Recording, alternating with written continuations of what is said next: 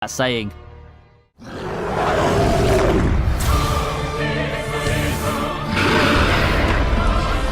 At 5, we have Saber Ultra versus Berserker from the second Heaven's Feel movie. Midway through the second Heaven's Feel movie, Saber Ultra manifests and has none other than Berserker as her first opponent.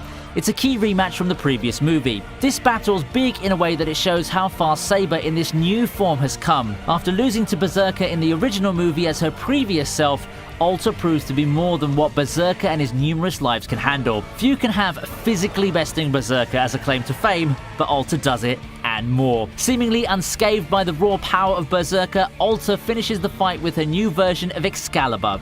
Overall, the fight might not be that exciting or tense as the next ones that we have on the list, but it's a visual treat.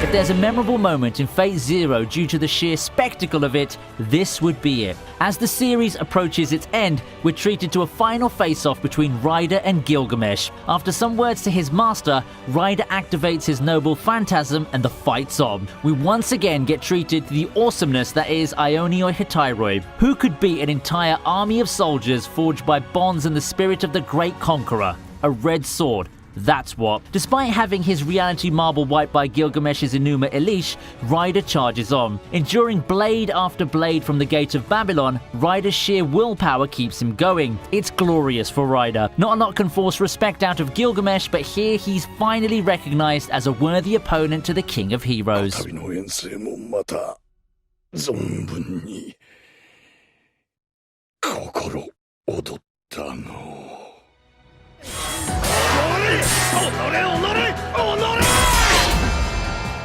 Opening our top 3 is Gilgamesh vs Shiro. Honestly, I'm tempted to put this fight higher just because of the sheer spectacle of it. This fight, in the climax, is largely one of the reasons why I like Unlimited Blade Works so much, even with the problems it has. After seeing how big of a Karma Houdini Gilgamesh ended Fate Zero as, it feels so satisfying to see him find his match in not the strongest of servants, but a boy who just really wants to be a hero of justice. Using Unlimited Blade Works, Shiro manages to match Gilgamesh's sword blow by blow. As he admits, this tactic would be useless against the mightiest servants, but against the arrogant king whose sword spams those he deems beneath him, this is the perfect counter. Shiro outmaneuvers Gilgamesh's onslaught and caps off the battle with his beautiful version of Ro Ayas. I'm sure that I'm not the only one who had goosebumps in this fight. Backed with, in my opinion, the best rendition of the Emiya theme jamming in the background, this fight is a must-watch. If you want something to convince you to watch Unlimited Blade Works, this is it.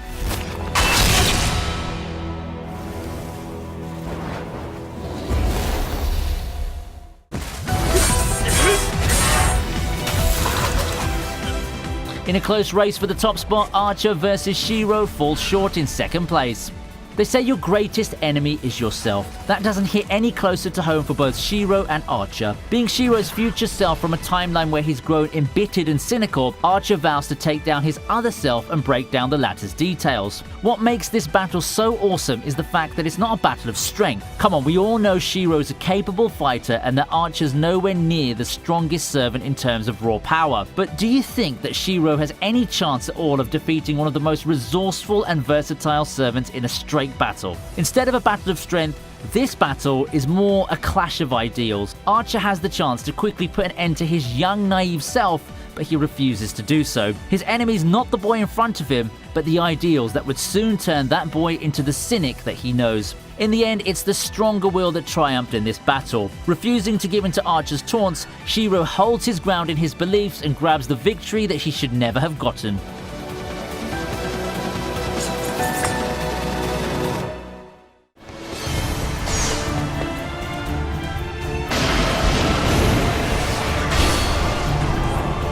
So did you guess which fight made it to the number 1 spot on our list? Yep, that's right. Kirei vs Kiritsugu from Fate Zero takes the number 1 spot.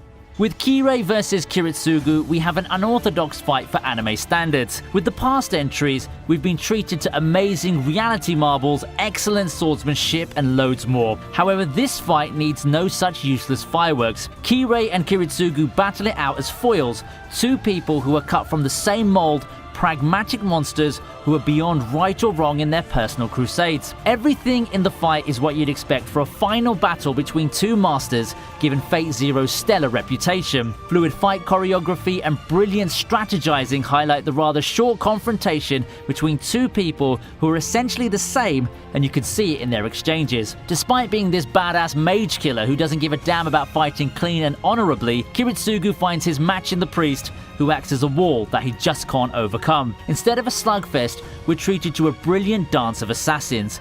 Personally, this isn't just my favorite from the Fate series, it's also one of my favorite fights in anime, period.